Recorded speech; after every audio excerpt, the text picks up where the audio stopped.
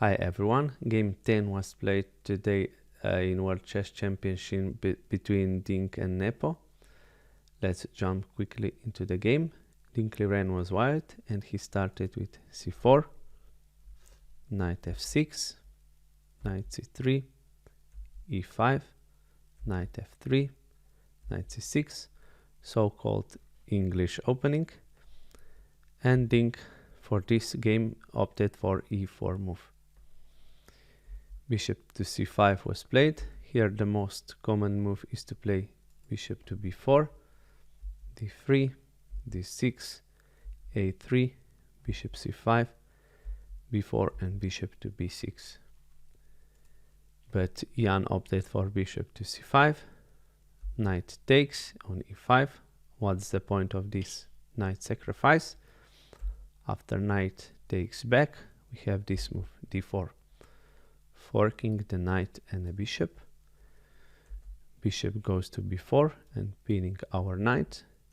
d e5, knight e4, knight takes e4, and now very nice move by Ding Liren, queen to f3. So we protecting the knight in this way and also placing a queen on good square. Knight c3, we take with the b pawn, and here the main move is to go bishop to a5. But Jan opted for bishop to c5, which is interesting move and very rarely played, and Ding confessed in the press conference that this move was a surprise to him. Queen to g3. Now we are pressuring this pawn. Of course, if black castle, we have bishop h6, or even better, bishop to g5, and after, let's say, queen to a8, we have bishop f6. So better would be to play bishop to e7, but now bishop h6 and g6, and black loses a rook.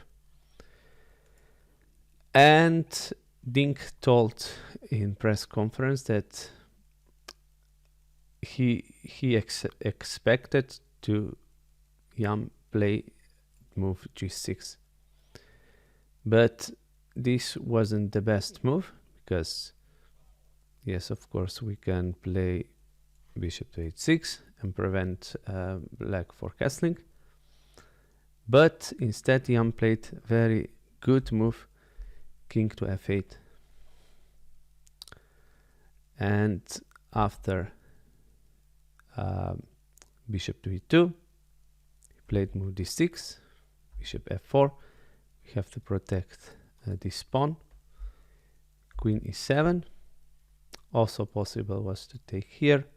Bishop takes f6. We take here and bishop to e7. But this would just okay, this is just a pawn sacrifice here. After rook d1, bishop f5, bishop d6, takes, and this is actually a very drawn endgame. So he opted for this move, queen to e7, rook to d1, and now amazing move by Jan, h5. What's the point of h5? To play h4 and chase away white's queen, but also in some lines to prepare rook to h6 and go to g6 and so on. Ding responded with castling after a long time. Here also possible is to play h4, but after d e5, bishop e5, bishop to g4 is very strong. And now if we take, h-take, and we have problems with castling, and also f6 is threatened, right? If we play move like a4, then f6 loses a full piece. But instead, if we castle, then black can just take here. Sorry, takes. Okay, we can take here, but I would say This is very safe for black. So he didn't opt for h4, but instead went to castle. Now h4, queen to d3, g5, amazing move again by Jan, strong preparation, ed6, cd6, bishop takes, queen takes, queen takes, bishop takes, rook d6. This was the best moves for Ding, but still it wasn't actually enough. Bishop e6, f4, the only chance. King e7, now rook has to go back and also overprotect this pawn because of potential rook to c8. Take, rook f takes on f4, h3, now g4 was played, rook a to c8, king f2.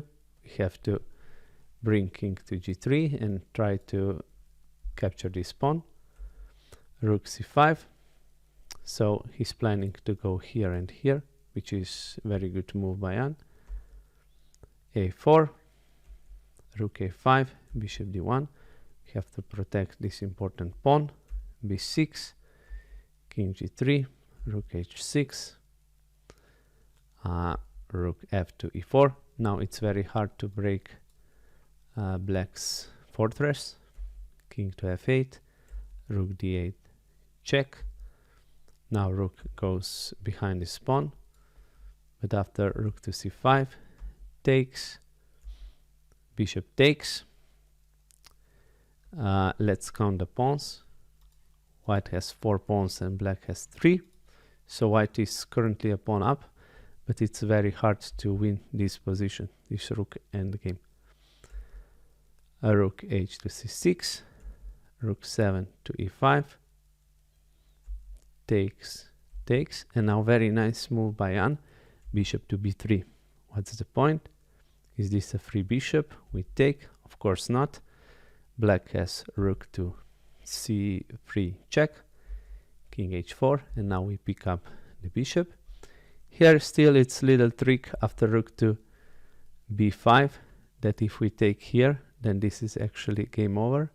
We'll pick this pawn and white would win, but of course Jan didn't play this move. He went with rook to a3, rook takes b6, rook a4. Now we take the pawn, and another very nice move by Jan. f5, gf5, rook f4, rook b5, king f6, rook g3, takes, takes, king f5, h4, king to g6, and now very nice move, h5, just trying to end game as soon as possible, and after king takes h5, it was a draw. So very interesting game. Nevertheless, it was a draw at the end.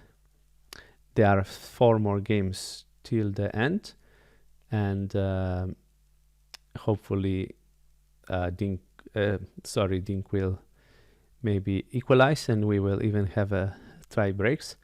So we all hope for exciting match still. But Jan really showed his class today, and he was so well prepared that in today's game, Ding didn't stand a chance. Thank you guys for watching as always, and please like, share and subscribe, and I'll see you soon in the next video. Bye.